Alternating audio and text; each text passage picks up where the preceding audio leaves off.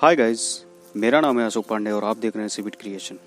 तो आज मैं आपको बताने वाला हूँ कि अपने हार्ड टाइम को, अपने कठिन परिस्थितियों को कैसे फेस किया जाए, उसका सामना कैसे किया जाए। और जैसा कि मैं आपको बता दूं कि इस पृथ्वी पे जितने भी जीव जंतु हैं, जितने भी ह्यूमन बीइंग हैं, सबकी ज़िंदगी में कुछ ना कुछ उतार चढ़ाव, अप्स एंड डाउन्स लगा रहता है। तो उस उतार चढ़ाव को देख करके हमको फ्राइटन नहीं होना चाहिए, हमको उसका सामना करना चाहिए। आज कोई भी आदमी जो सफल आदमी है, जो सक्सेसफुल है, उसके ज़िंदगी का आप हिस्ट्री खोल के देख लीजिए। उस हिस्ट्री में कहीं ना कहीं वो ज़रूर इतने सारे अप्स एंड डाउन्स आए होंगे उसके ज़िंदगी में, इतने सारे उतार चढ़ाव आए होंगे उसके ज़िंदगी में। उसने उसको फेस किया, उसको बुद्धिमत्ता से उसका फेस किया, ना कि उससे डरा, ना कि उससे भयभीत हुआ। तब जाके आज वो सफल इंसान है, सक्सेसफुल इंसान है। तो सबसे पहले मैं आपको एक इसके बारे में कहानी सुनाना चाहूँगा। जैसा कि दोस्तों, कहानी, मैं जो वीडियो बनाता हूँ उसमें जो कहानी रहती है, उसमें 99% सॉल्यूशन उस वीडियो के उस कहानी में रहती है। तो उस कहानी को आप लोग को गौर से सुनना और उसको ध्यान से उसमें अमल लाना है दोस्तों।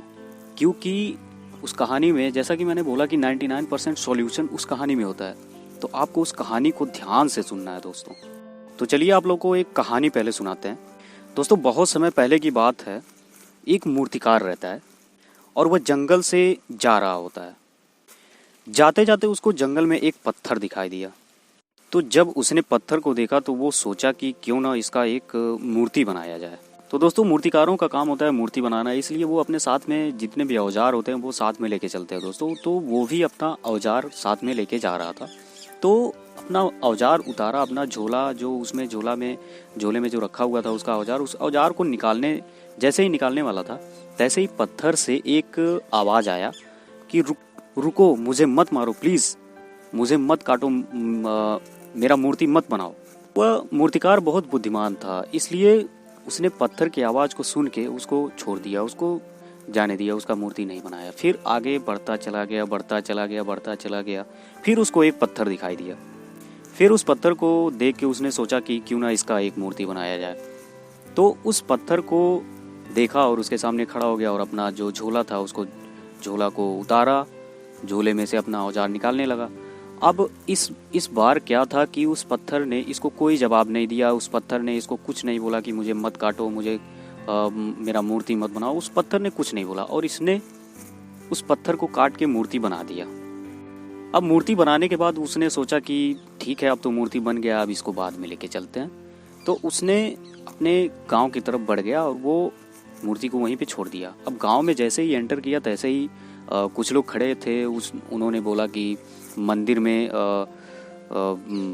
भगवान का जो भी, मतलब उसने मूर्ति बनाया था, जैसे भगवान का या किसी का बनाया हुआ था, तो उन लोगों ने बोला कि मंदिर में एक मूर्ति रखना ज़रूरी है, तुम कहाँ हो, चलो एक मूर्ति बनाओ।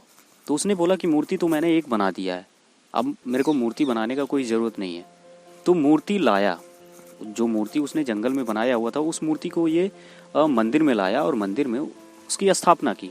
फिर कुछ लोग उसमें से बोले कि मूर्ति पर नारियल फोड़ने के लिए, मतलब मूर्ति को नारियल चढ़ाने के लिए एक पत्थर और चाहिए फोड़ने के लिए। तो उसके दिमाग में आया कि सबसे पहले मैंने जो पत्थर छोड़ा था, क्यों ना उसी को लाया जाए और उस पर नारियल फोड़ा जाए। तो वो फिर जंगल में गया और उस पत्थर को लेके आया, वहाँ पे रख दिया।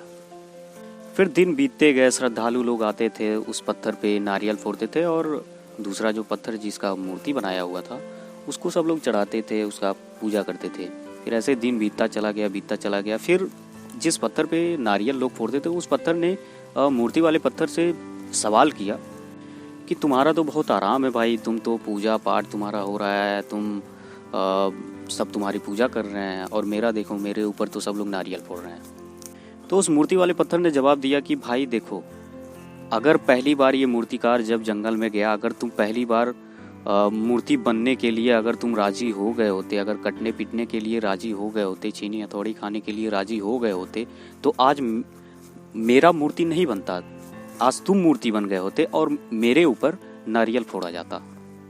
तो दोस्तों, समझने वाली बात इसी में है कि अब देखिए, अब अगर पहली वाली जो पत्थर थी उसको अगर मूर्ति बना देता तो उस पे नारियल फोड़ता, दूसरे वाले पे नारियल फोड़ता। अब दूसरा वाला हुआ क्या कि दूसरे वाले को मूर्ति बनाया और पहले वाले पे नारियल फोड़ा जा रहा है। तो पहले वाले को लग रहा है कि वो बहुत आराम में है, लेकिन जब उसने ये बात बोली तो पहला वाला बहुत उसको ग्लानि हुआ कि हाँ सही बात है, ये ज़्यादा कष्ट झेल रहा है मेरे से। तो दोस्तों इसमें समझने वाली बात ये है कि सबके ज़िंदगी में उतार चढ़ाव लगे रहते हैं। अब उन उतार चढ़ाव को देख के हमको फ्राइटन नहीं होना चाहिए, हमको भयभीत नहीं होना चाहिए, उसको फेस करना चाहिए।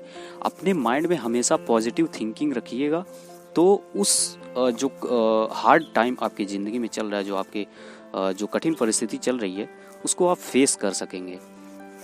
और सबसे बड़ी बात यह है दोस्तों कि खाली दिमाग, जैसे होता है ना कि खाली दिमाग शैतान का खोपड़ा होता है, तो खाली दिमाग, अगर आपका खाली दिमाग है, अगर आप इंगेज्ड नहीं है मतलब कि अगर आप किसी काम में व्यस्त नहीं हैं, तो आपके दिमाग में बहुत सारी चीज़ें चलती रहती हैं। तो अगर आप कठिन परिस्थिति में हैं, अगर आपका सिचुएशन उतना अच्छा नहीं है, तो आप हमेशा इंगेज्ड रहने का कोशिश करिए। हमेशा कुछ ना कुछ करते रहिए दोस्तों, हमेशा कुछ ना कुछ करते रहिए। अगर कुछ ना कुछ करते रहेंगे तो आपके मन में फालतू के ख्यालात आएंगे ही नहीं, और यही सबसे अच्छा तरीका है इसे डील करने का।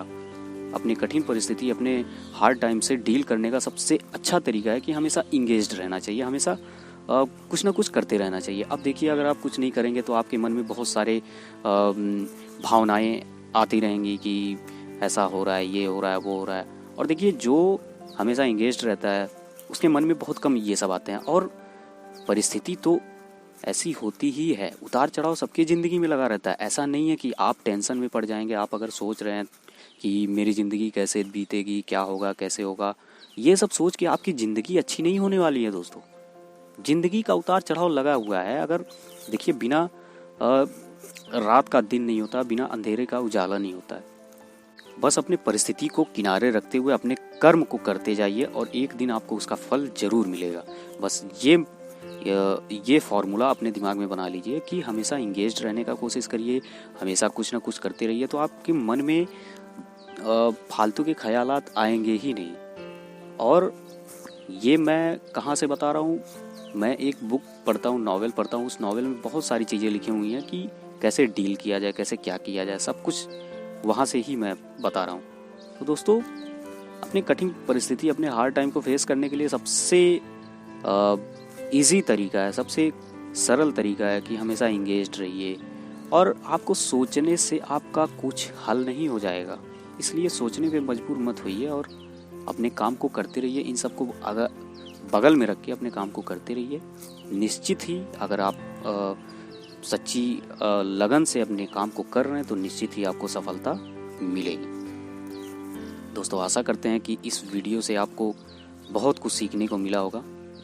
तो ऐसी ही वीडियो को देखने के लिए, ऐसी ही मोटिवेशनल स्टोरी को सुनने के लिए मेरे चैनल को सब्सक्राइब कीजिए, लाइक कीजिए और शेयर कीजिए। धन्यवाद।